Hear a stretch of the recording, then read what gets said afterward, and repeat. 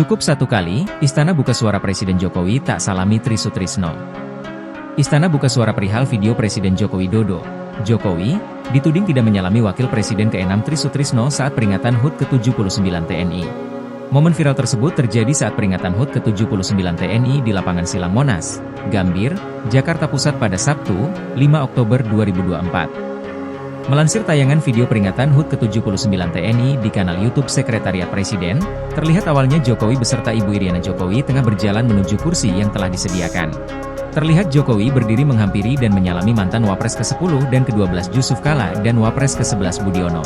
Selanjutnya Jokowi langsung menuju kursi istri Presiden ke-4 RI Abdurrahman Wahid, Sinta Nuriyah dan menyalaminya. Padahal sebelum Sinta Nuriyah, ada Tri Sutrisno yang duduk dan hendak berdiri menyalami Jokowi. Namun, Tri Sutrisno duduk kembali ketika mengetahui Jokowi langsung menghampiri kursi Sinta Nuriyah. Bukan hanya Tri Sutrisno, Jokowi juga melewati istri Tuti Sutiawati untuk disalami. Menanggapi itu, pihak istana memberikan klarifikasi. Mengutip tribunnews.com pada Selasa, 8 Oktober 2024, Yusuf Permana selaku pihak Deputi Bidang Protokol, Pers, dan Media Sekretariat Presiden membantah. Ia mengatakan bahwa Presiden sudah menyalami Tri Sutrisno di ruang holding VVIP, sebelum pertemuan di atas bangku VVIP. Menurut Yusuf, Presiden menyalami tokoh-tokoh yang lainnya saat acara karena belum sempat bertemu di ruang holding seperti Yusuf Kala, Budiono, hingga Sinta Nuriyah Wahid.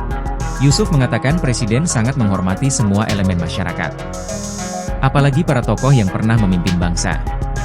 Bapak Presiden sangat menghormati semua elemen masyarakat apalagi dengan para tokoh pemimpin bangsa, jika tanya.